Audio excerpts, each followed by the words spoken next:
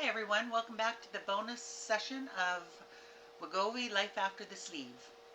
I'm Tracy, in case you haven't been here before, and today I wanted to give you directions on how to do a health journal or a health vision. Um, Health journal is one of the best tools you can use alongside GLP-1 and after the sleeve as well. Um, it brings awareness, vision, and consistency without relying on willpower. In this video, it's a simple, realistic way to start. You do not need anything fancy. You can use a notebook or binder, notes app on your phone or iPad, or printable pages in a folder. What I have here, I bought this a while ago, it's called One Day at a Time. Sorry, I'm trying to get this in here. And it's just a little booklet that tracks all of that stuff. It has you put your date, your hours of sleep, your moods in the morning, afternoon, or evening if you want to do it that often. Did you feel any of the following? So it asks you about your moods, whether you're sad, hopeless, nervous, angry, low energy, and so on. You can put your food that you've eaten in today. Here, I'll hold this up a little better if I can, so you can sort of look. You can track your water, and then you can put what your mood impacted you, your positive things about the day, what could have made it better, how better to deal with difficulties in the future, and what you can be grateful for. So I find this a really good book to do, even though I'm not showing it all that great. So you can get these just at any stationery store. I forget, I might have picked this up at the drugstore or something somewhere. I can't remember, but it really does help. So to create your health vision, on the first page, because this is your anchor and you're going to come back to it often. So you can title it My Health Vision. And what you're going to write is, why do I want better health? How do I want to feel in my body? And what will my life look like when I feel better? So for example, for me, I'm going to be in less pain. I'm going to have more energy. I'm going to be able to travel without limitations. I'm going to shop more comfortably. And I'm going to feel confident and capable. This keeps me going, and it'll keep you going when your motivation slips. So for step 2, you're going to have a weekly check-in page. Now, as I said, mine is daily. You can do it daily, weekly. I tend to do mine weekly. You only need one page per week. So in the weekly check-in, you're going to put the week of, your GLP-1 dose, if applicable. I'm not allowed to say what brand I'm on anymore, so I have to put GLP-1. And your weight, if you want to. Next, you're going to go to your body. You're going to discover your hunger levels. Is it low, medium, high? You can do the head hunger, the mouth hunger, the brain hunger, however you want to do it. How's your energy level? Is it low, medium, high? Are you fatigued? Are you got lots of energy, ready to go take on the world? And any side effects with the medication. So that's a good way to keep track if you're feeling nauseated or stuff. Like I've noticed that the nausea comes when I've eaten too much or too fast. Then I feel nauseated and don't feel very well. But I seem to be able to control that a little better now. So next you will be talking about your mind. What is your mood for this week? How did you feel? Were you happy, sad, excited? Whatever mood. Just write down how your mood was. How your stress level was. Me, I don't tend to stress out about a lot of stuff, so my stress level is usually pretty good. If anything, I'm stressed with the pain. The pain makes me stressed, but that's been a lot better lately too. And one thought that you noticed a lot. So what thought's coming into your head a lot? And write that down. So keep track of that kind of thing. Then you're going to go down to habits.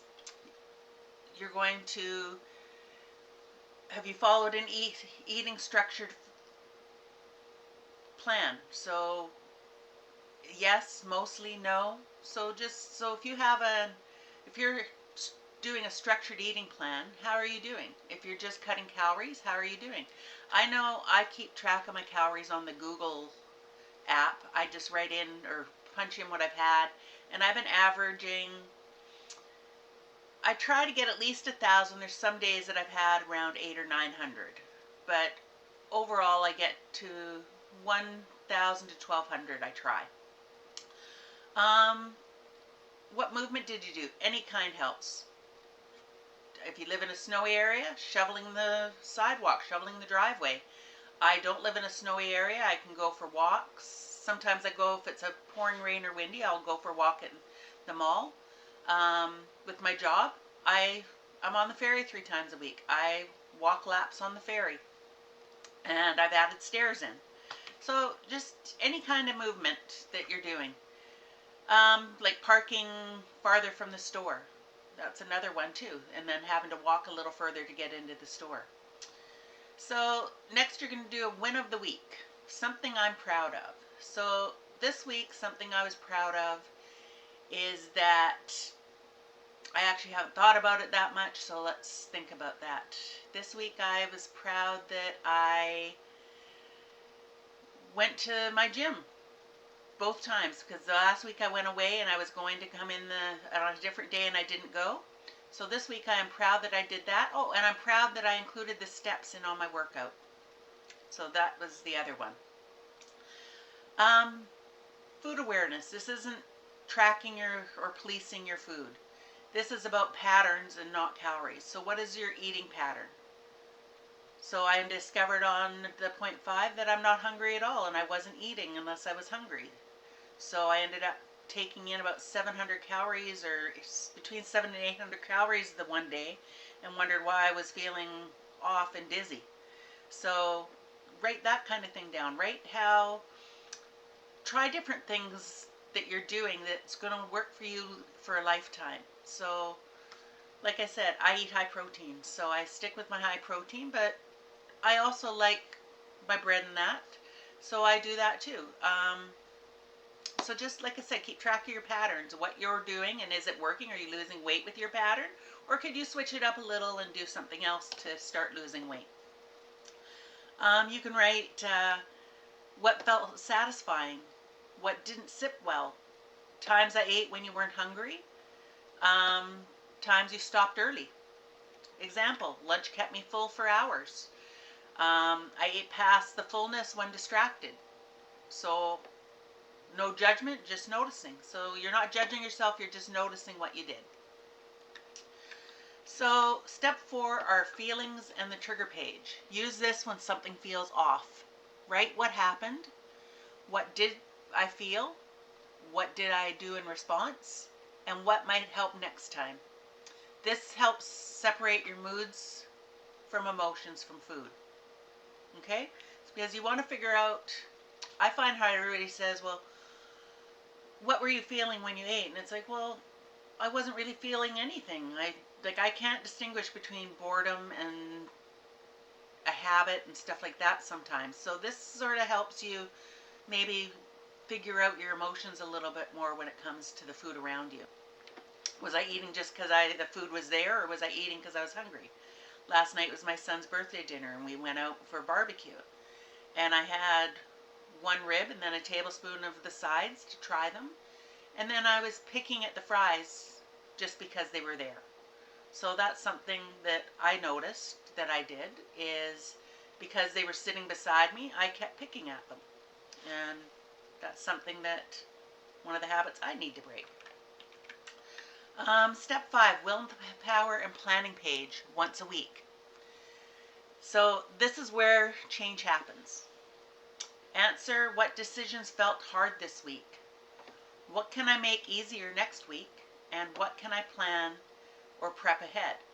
So for me, I set eating times because I wasn't hungry.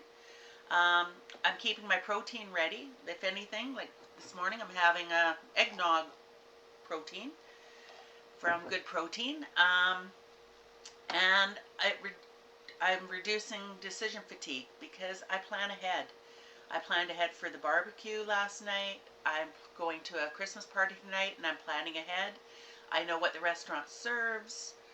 So I'm planning ahead for that to know what I want without even looking at the menu and tempting myself to have something special. So step 6 is growth and reflection page. Once a week or when needed, you have prompts. What challenged me? What did I learn about myself? How did I handle the discomfort? And what would I tell myself with kindness? So be kind to yourself. And step 7 is at the end of each week, you write one sentence. Excuse me, just one moment. Excuse me. So at the end of the week, with this, you write one sentence. This week, I am proud that I blank. That's it, just one thing. So this week, I am proud that I added stairs into my workout. And that's it. So let me know how you do with this. I hope it works. And please subscribe to my page. And if you like this, let me know. Also, I can do a printable version of this if you want me to upload one to you. Just send me a message and I can do that for you as well. Okay, thank you.